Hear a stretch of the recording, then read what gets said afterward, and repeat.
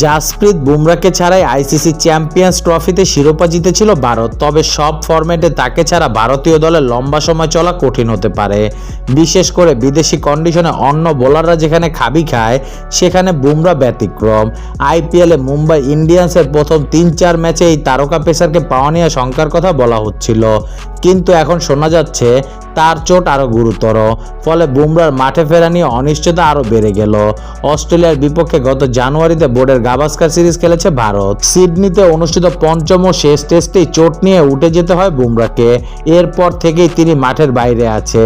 তার পিঠের ইনজুরির কথা সকলেরই জানা। এখন বলা হচ্ছে পিঠের হাড়ে চির থাকতে পারে। সম্প্রতি বেঙ্গালুর বিসিসিআই সেন্টার অফ এক্সিলেন্সে পুরোদমে বোলিং করেছে বুমরা।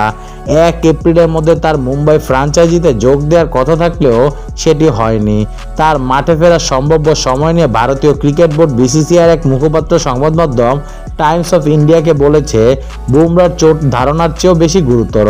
মেডিকেল টিম নিশ্চিত হতে চায় যে তার কোনো ধরনের চিরের শিকার হতে হয়নি। বুমরা নিজেও এই ব্যাপারে সচেতন। চিকিৎসক ও ফিজিওরা বুমরার পুরোপুরি ফিট হওয়ার বিষয়ে ছাড়পত্র দিলেই বিসিসিআই ধীরে ধীরে তার ওয়ার্কলোড বাড়ানোর দিকে আগাবে বলে উল্লেখ করা হয় প্রতিবেদনে।